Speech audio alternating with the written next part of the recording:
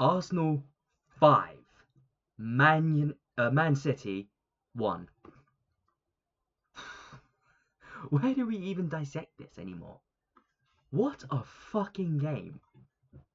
Tell you what, the atmosphere, first of all, especially in the second half, absolutely electric. Just wow. I wasn't ready for that. I don't think anyone was ready for that at all. But that's the beauty of football. Sometimes you can expect the unexpected. You got to look at how we played in the first half and second half, because I think realistically there were two different kind of tactics in both the first and second half. In the first half, right, we go 1-0 up ahead, courtesy of our captain Martin Odegaard. I thought he did brilliantly today, by the way, but anyways.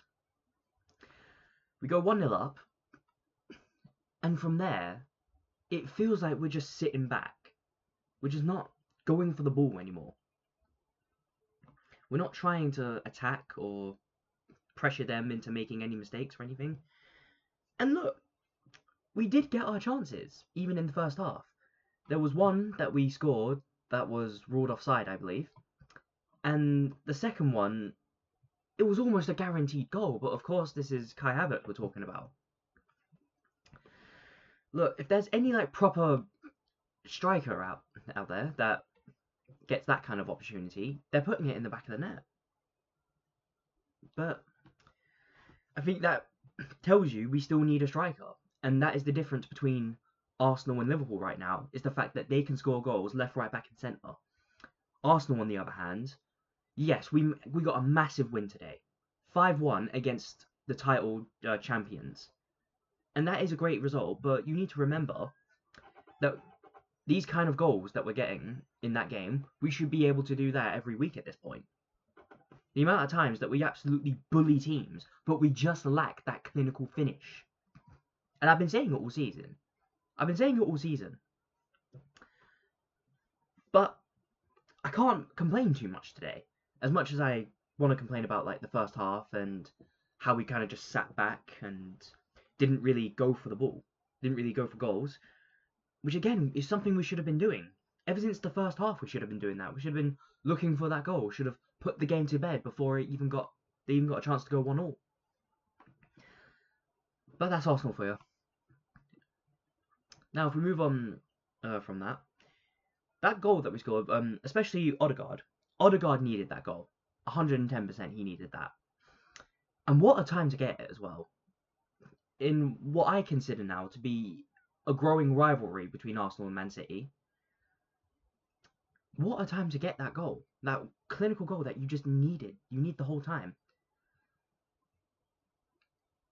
And he puts it away. We're 1-0 ahead.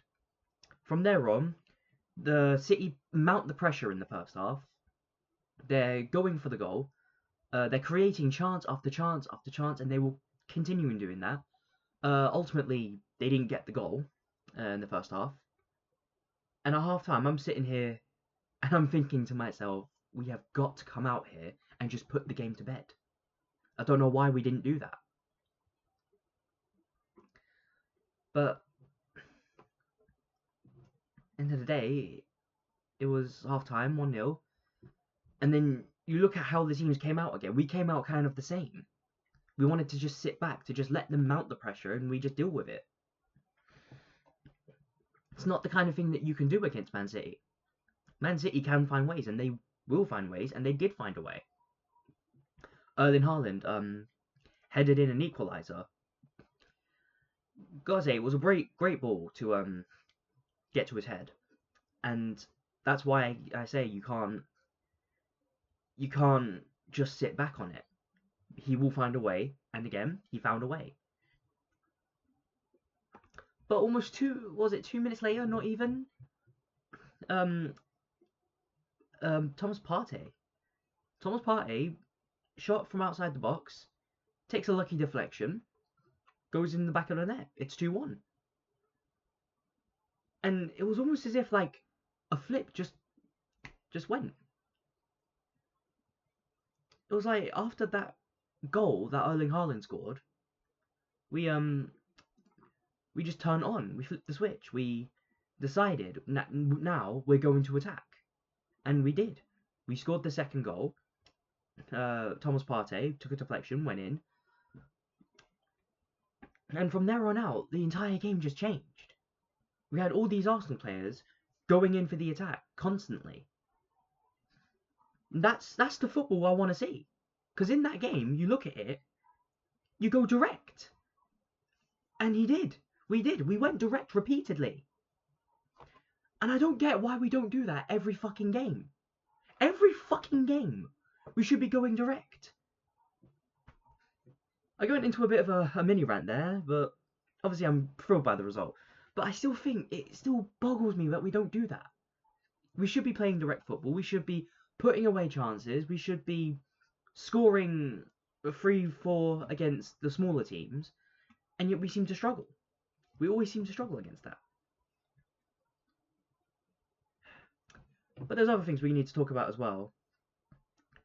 Going 3-0, I think that was Lewis Skelly's goal. The third goal. Yeah, Lewis Skelly. And this boy, like, he plays in a midfield kind of area. But he's been playing that backup left back for the longest time now. It's unbelievable what he's managed to do there, considering that's not his natural position. You look at him, and you wouldn't believe that he doesn't play that position naturally, the way he holds the ball, the way he makes those runs, the way he attacks constantly. You'd think that he was a natural inverted left back. But the way he found the space there, he got the ball, and he just ran through the defence. He found their weak spot, ran through it, took a shot, goal. And that celebration. Icing on top of the cake. Absolutely. Chef's kiss. But then you have to look at the fourth goal, Kai Havertz. I think that goal was the one that kind of sealed it off. And I criticised Kai Havertz quite a lot. And I think my criticism of him is very just. But he impressed me. He held the ball. He's been passing down to players who can go forward. He's been holding it well. It's just a shame that he's struggling to find the back of the net. And even today, even though he scored today, and I believe he got an assist as well, but he struggled to find the back of the net. Again, look back at the first half. He should have made it 2-0. But it does still show me that we need a striker. We need the guy who's going to put those chances away. And I don't know why we haven't signed him.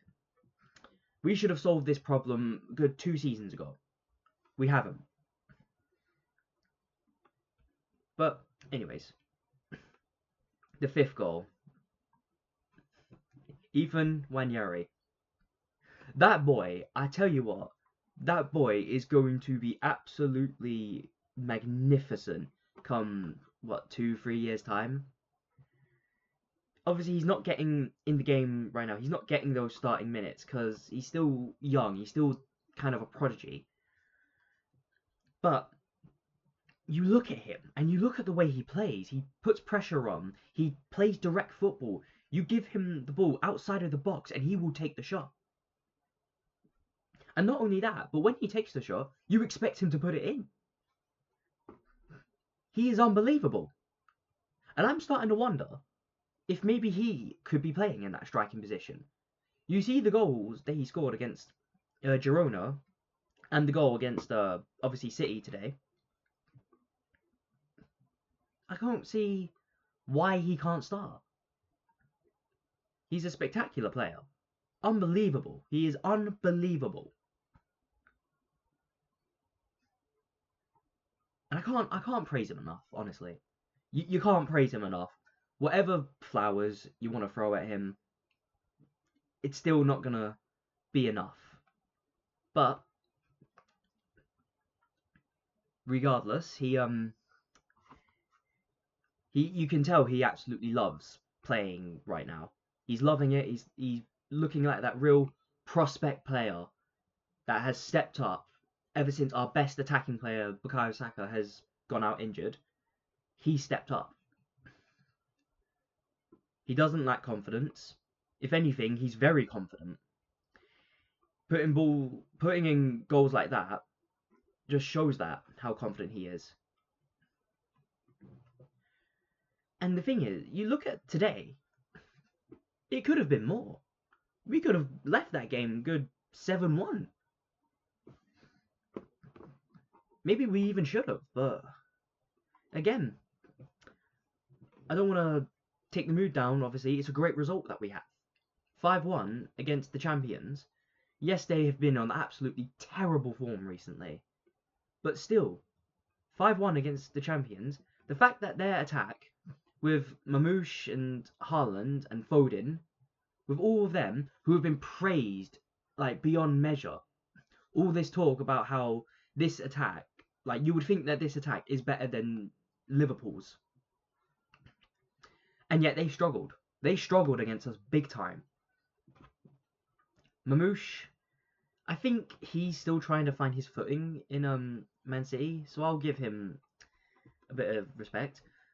Erling Haaland, he found the back of the net at one point. I think we all kind of expected him to inevitably find the back of the net. He always seems to does that against Arsenal. He has this passionate kind of hatred against Arsenal. Ever since then, he didn't do much. He was very absent. And I will say the same for Foden. I think Foden was kept absolutely silent by our defenders.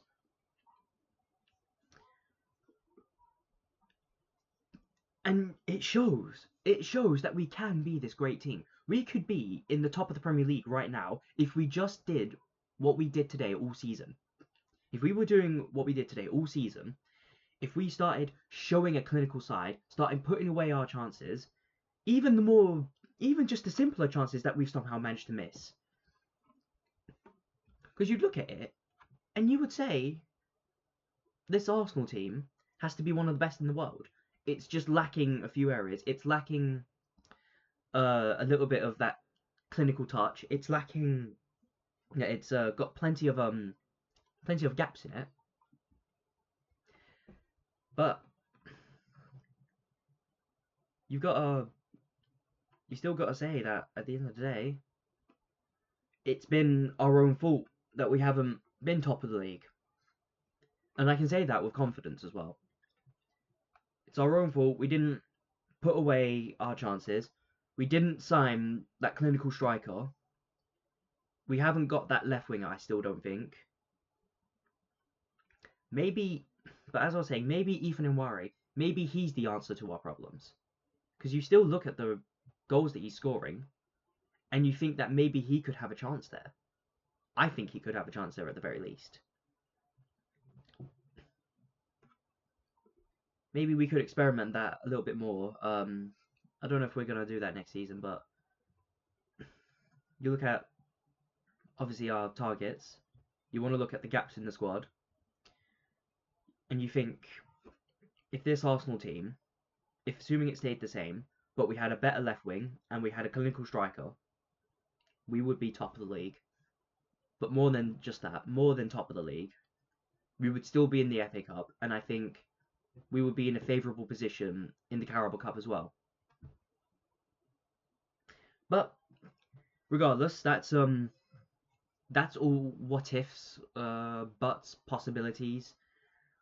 The reality is, we're currently 6 points off of Liverpool, and Liverpool obviously have that game in hand. You can look at it however you want. We've beat the champions 5-1. We've kept up with Liverpool, kinda.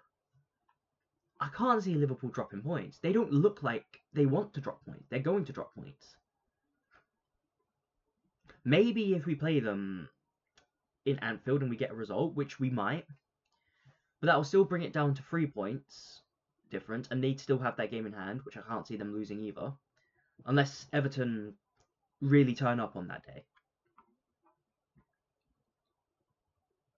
Anyways,